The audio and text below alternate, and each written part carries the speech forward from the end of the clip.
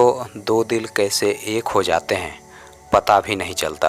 अगर आपको लगता है कि प्यार किसी फीलिंग के साथ होता है तो आप गलत हैं।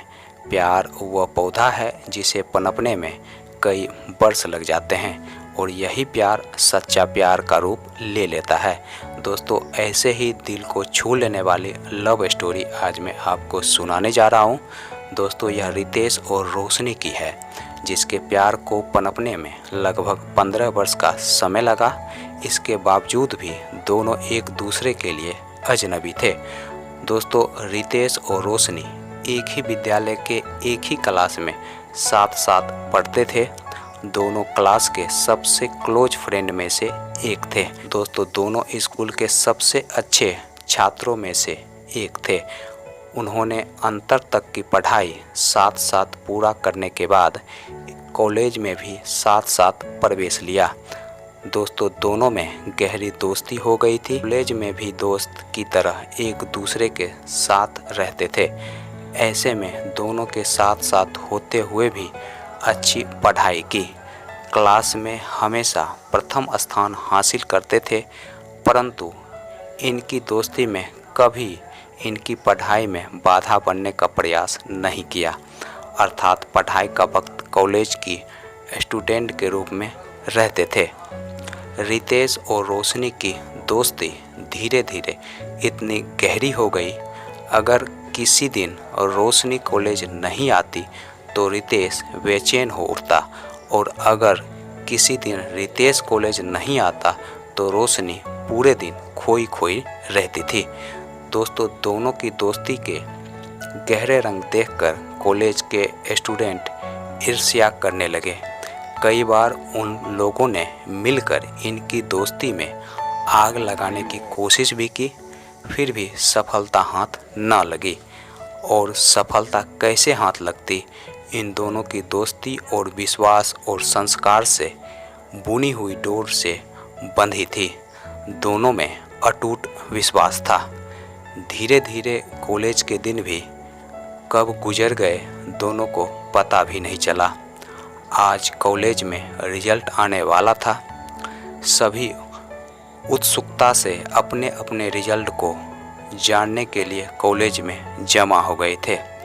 ऐसे में रोशनी और रितेश भी अपनी रिजल्ट के इंतज़ार में एक कोने में बैठे हुए थे।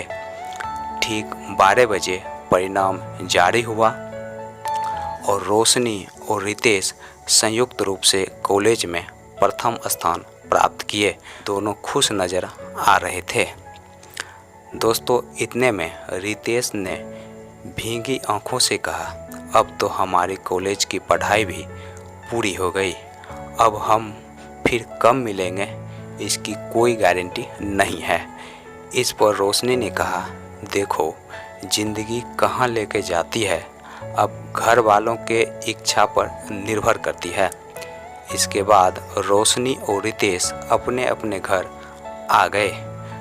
कुछ दिन बीते और रोशनी कंपटीशन की तैयारी करने के लिए जयपुर चली गई।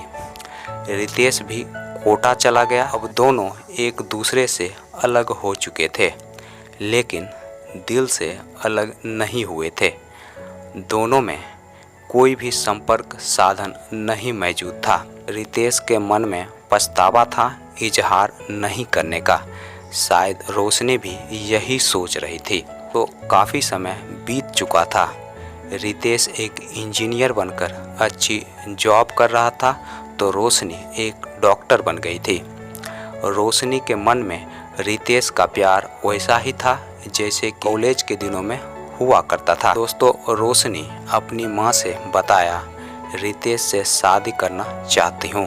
तो जब यह बात रोशनी के पिताजी तक पहुँची तो उन्होंने तुरंत हाँ कर दिया, क्योंकि रोशनी के पिताजी जानते थे कि रोशनी कभी गलत फैसला नहीं ले सकती है। अगले दिन रोशनी के पिताजी रितेश के घर अपनी लाडली बेटी का रिश्ता लेकर पहुँचे। रितेश के घर के अंदर पहुँचते ही रोशनी के पिताजी दंग रह गए।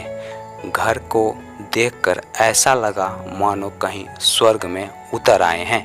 रोशनी के पिताजी मन ही मन खुश नज़र आ रहे थे। लगा कि उनकी बेटी तो इस घर में अप्सरा बनकर राज करेगी। रोशनी के पिताजी एक सामान्य परिवार से थे। हाँ, इतना ज़रूर था कि रोशनी के डॉक्टर बनने से उनके सम्मान में काफ़ी वृद्धि हुई थी। दोस्तों, इतने में रोशनी के पिताजी ने देखा कि एक कुर्सी पर चश्मा लगाए एक नवयुवक बैठकर अखबार पढ़ रहा था। उसकी उम्र लगभग 25 के करीब थी। रोशनी के पिताजी समझ गए कि यह युवक कोई और नहीं बल्कि रितेश ही है।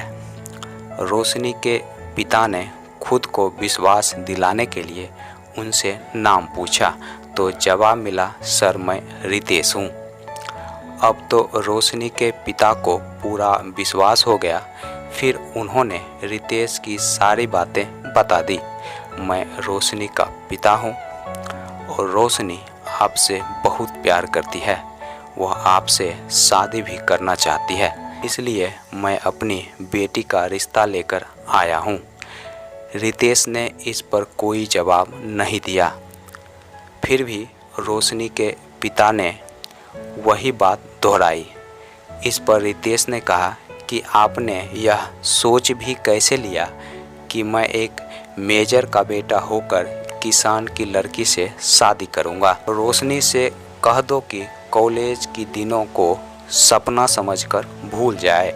इतना सुनते ही मानो रोशनी के पिताजी को दिन में ही तारे दिखने लगे। वह निराश होकर घर लौट आए और सारी बातें रोशनी को बता दिए। दोस्तों, यह सारी बातें जब रोशनी सुनी तो उनका होश ही उड़ गया। उन्होंने भी ठान लिया कि वह अपने पिता के अपमान का बदला लेकर रहेगी। बस क्या था, अगले ही दिन वह सीधे रितेश के घर पहुंच गई। पहुंचते ही देखा कि रितेश कुर्सी पर बैठकर चाय पी रहा था।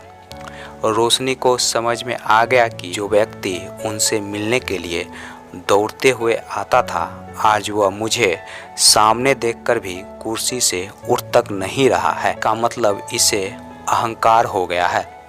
फिर रोशनी ने भला बुरा कहना शुरू कर दिया। रितेश यह सब सुनता रहा। यहाँ तक कि रोशनी ने रितेश को खुदगर्ज, मक्कार, कमीना न जाने क्या क्या कह डाला। रितेश ने फिर भी कोई प्रतिक्रिया नहीं दिया। फिर भी रोशनी का गुस्सा शांत नहीं हुआ और उसने रितेश के पास में जाकर उसे जोरदार थप्पड़ जड़ दिया।